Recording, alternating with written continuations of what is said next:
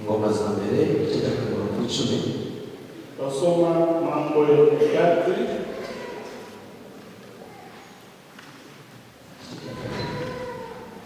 sura ya 4.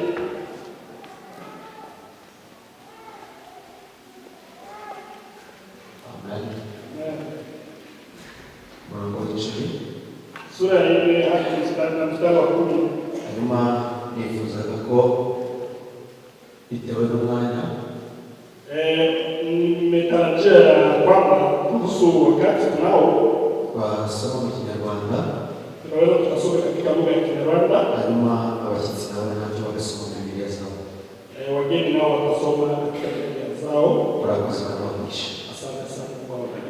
Igice cya 4 murongo w'icumi aravuga ngo Yabesi atakambira Imana ya Isirayeli ati, icyaka umugisha rwose ukamwibagozanya, kandi ukuboko kwawe ukabana nanjye ukandinda ibyago n'ibibabaze, nuko Imana imuha ibyo yayisabye.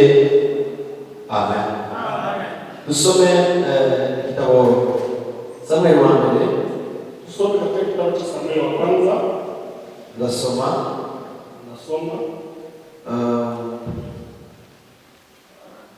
murongo wa igice cya 17 murongo wa 23.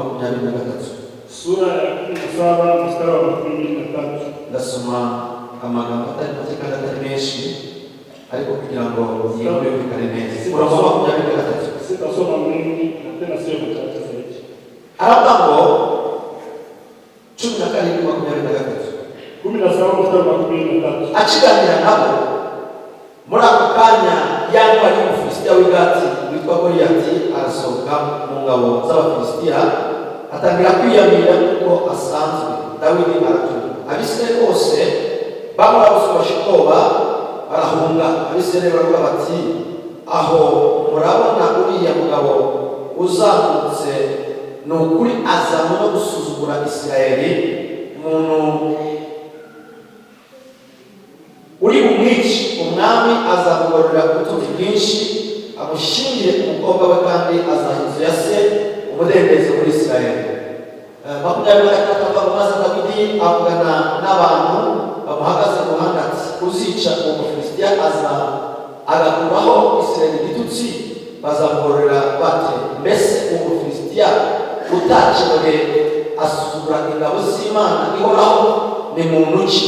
Abantu baramusubiza bati, uko niko bazagororera umuntu uzamwica. 28. Maze Eliya umukuru w'imfura ya se yumvise Dawidi avugana n'abantu, uburakari buramusubiranya, aramubaza ati, bazanywe n'iki?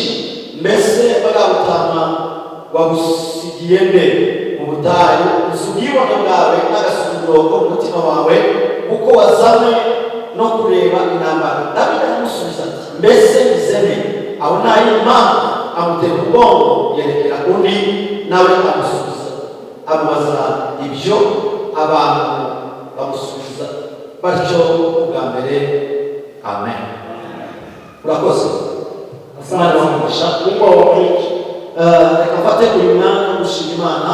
Hata nikapata hiyo wakati kushukuru Mungu. Imana yashimye ko tuba muri iki giterane. Mungu aliyependa tuwe katika mkutano huu. Igaheza umushinga wayo uyerekwa, akampa kiongozi wa kanisa hili kugira ngo adutegurire igiterane kingana cyo kusudi atayarisha mkutano huu. Imana y'amahoro tugwe n'umugisha. Mungu wa amani akupe baraka. Twamukomera amashimwe. Tugeze kwa makofi.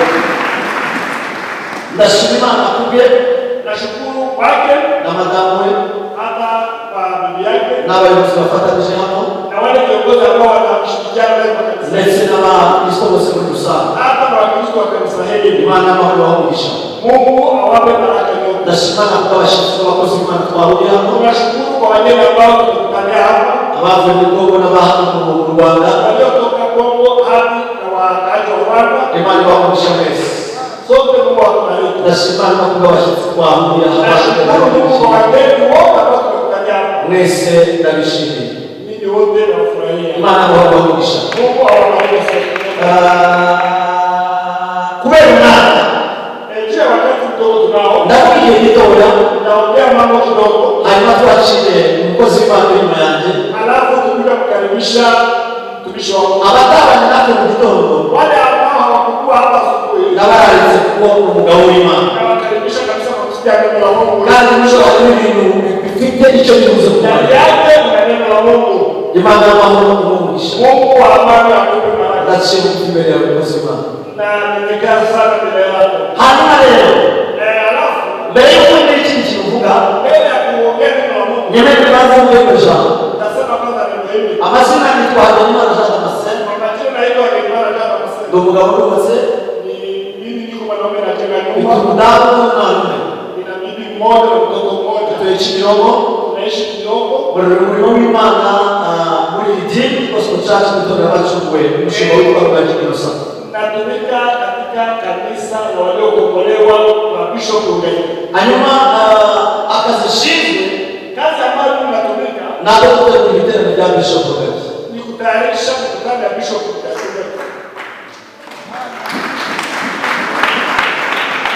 hanyuma rero Alafu ubushize naje hano ku cyumweru Jumaa mkutano nilikuwa hapa. naje gutegura Nilikuwa nakuja kutayarisha kugira ngo Bishop azaze kusudi Bishop akuje. ndasaba imbabazi imbere y'itorero ndetse mu izina ry'umushinga wa Bishop Rugagi Naomba msamaha kwa kanisa na kumwombea Bishop wa msamaha. kuko binakunze kwanza Haiwezekana afike hapa. ntabwo byoroshye kuba byumvise Kusikia mambo hayo sio rahisi, ariko kandi biranoroshye lakini tena ni rahisi. kuba nari naje hano ku cyumweru Kama nilifika hapa siku ya Mungu no kuba ndi hano uyu munsi na kama leo niko hapa, byasobanura ko yagomba gutwara ilikuwa inamaanisha kwamba atakuwa. iyo aza kuba atari iyo mpamvu Haingekuwa ile sababu. simba naje ku cyumweru Singekuja hapa siku ya Mungu n'ubu ngubu sinabona na leo singekuwa hapa. impamvu rero Sababu muhimu ni kubwa. kuwa kane mugoroba Siku ya ile jioni yahamagaye umushumba we yahamagaye umushumba we aliitwa na kiongozi wake mkuu. itorero bacungurirwa n'umugabo witwa Bishop Tonga wo muri Kenya Kanisa la waliokombolewa linasimamiwa na kiongozi anayeishi Kenya. niwe mushumba mukuru wacu Yule ndiye kiongozi mkuu wetu. hanyuma Bishop umwana w'umuntu Alafu Bishop mtoto wake katika roho yamuhamagaye kuwa kane alimuita siku ya ile kubera ko hari abantu baravugana bijyanye n'umurimo w'Imana kwa mambo ambapo wameongea juu ya kazi ya Mungu. murabizi mwese abenshi namwe mwumva ibyagiye bigera ku bandi natwe byatugezeho Yale mambo ambayo katika Rwanda hata sasa yametufikia. yamuhamagaye kugira ngo bavugane kuri ibyo Alikuwa akimuita kusudi waongee juu ya ile mambo. hanyuma agenda asize abwiye ko ngomba kuza nawe yagombaga kuza uyu munsi Akaacha na binadamu anapenda, lakini naye atalikuta hapa. ariko nakiriye mesaje ambwira ko yagezeyo Nimepokea message kwamba amefika huko. umushumba we amusaba ko yaba aretse kugaruka kubera ko hari ibyo bakivugana Alafu kiongozi akatalia kurudi eti kuna mambo ambayo wao wanaongea. ubwire mama Kwa sababu hiyo sasa imbabazi mu bwiza naomba msamaha sana kwa jina lake. Tumuone leo mzako. Kwa kuonesha kwamba tumesamehe. murakoze abatemere mu bushobozi bw'ibyo niba bufite Kwa zile Mungu anawaambia nizera shirikana yuko umuntu wese ahaba kila mtu yeyote amemsamehe. akaba yizeye ko yaboneka kurusha igitero Anaamini kwamba atamuona Mungu katika nta kintu na kimwe gishobora kumubuza kubona Imana hakuna kitu ambacho kitakuzuia kumwona Mungu. ndasubiramo nta kintu na kimwe gishobora kumubuza kubona Hakuna kitu kitakachokuzuia kumwona Mungu. Imana yawe muri Bishop Rugagi Mungu ambaye anaweza kupitia kwa ishobora kunyura kuri umushinga wa Ferwafa inaweza kupitia kwa mtumishi ambaye kutoka Imana yamukoresha kutumikisha niyo ishobora gukoresha umushinga w'itorero kutumikisha ni nayo mpamvu ishobora kugukoresha kuzo wizeye na ndio Mungu anaweza kutumikisha nini kama unaamini.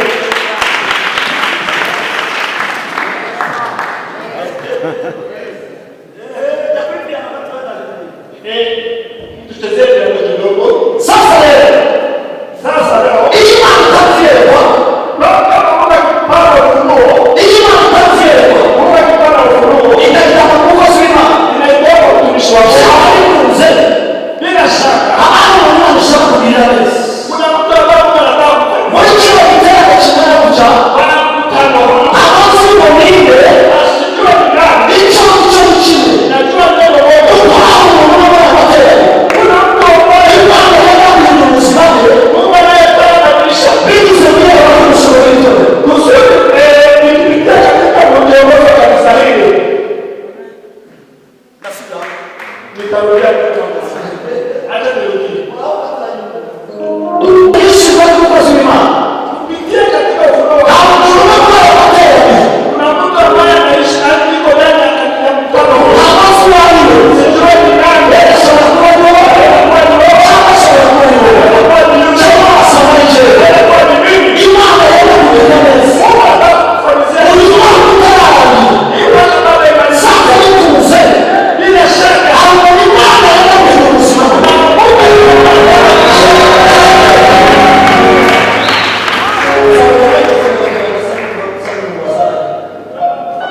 Sawa, sawa, sawa. Okay. Hayo.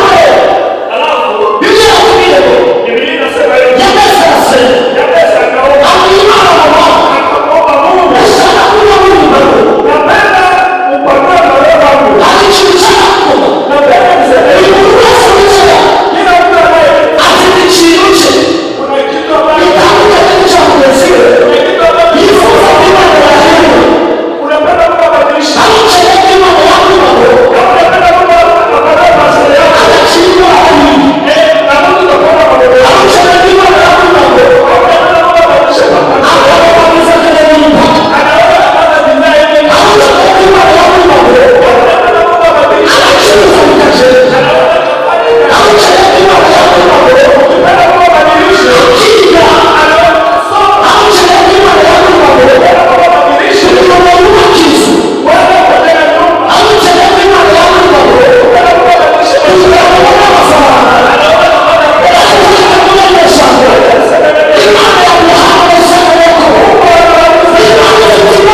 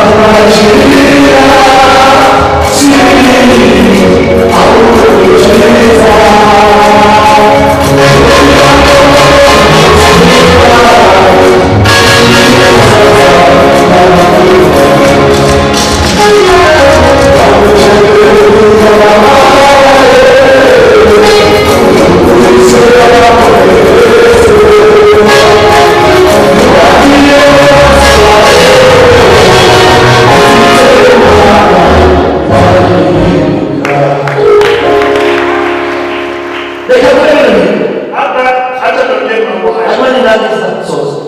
Nyumba inaishi.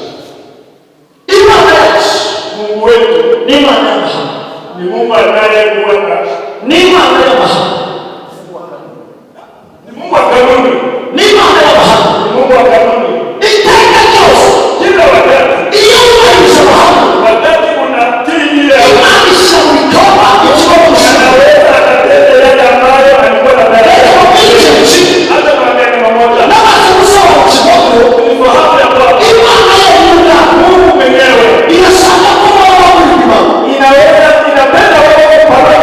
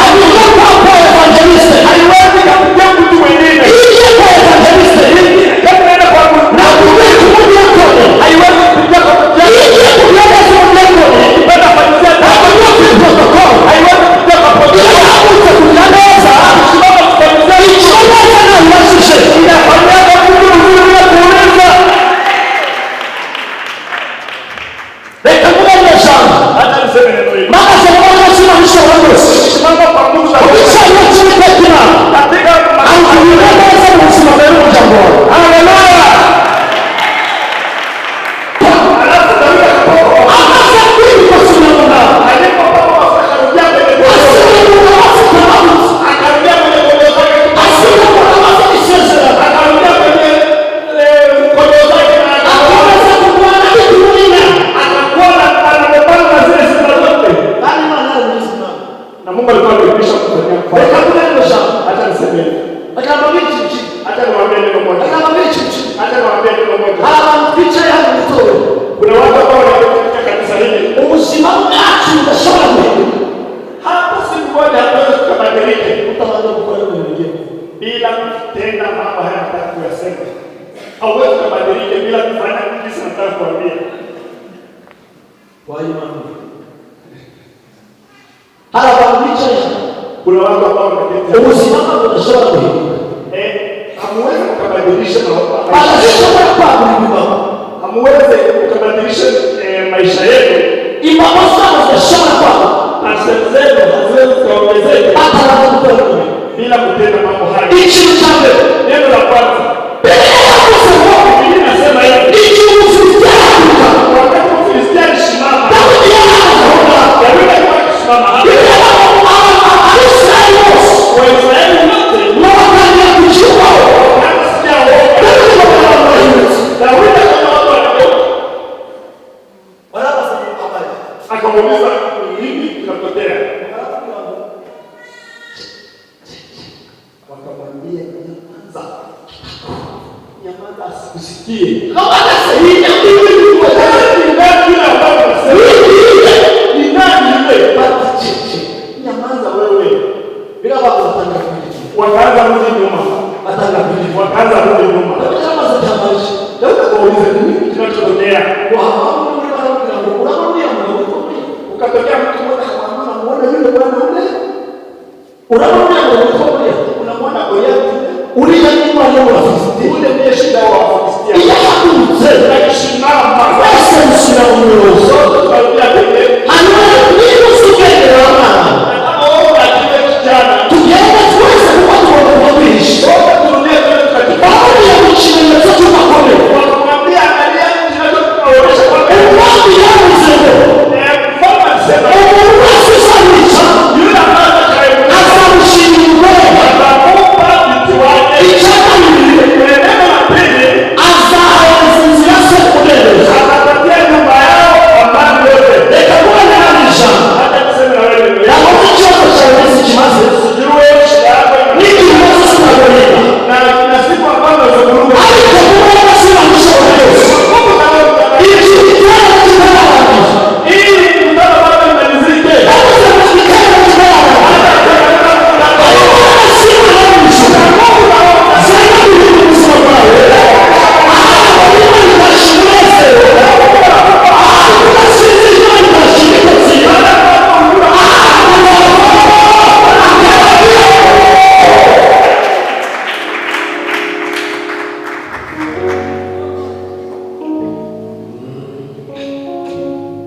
Mana simekanizika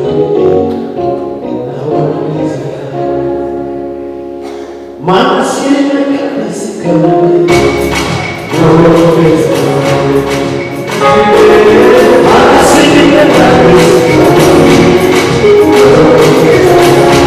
Mana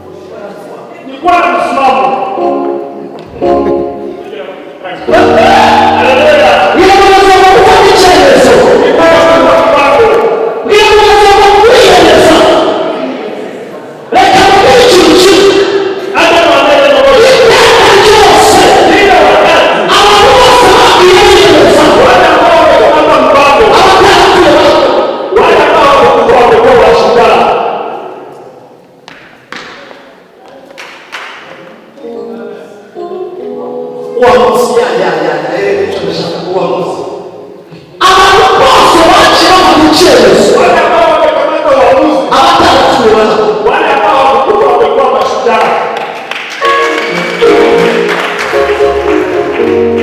reka kwica cyane Satani kweza mu bantu.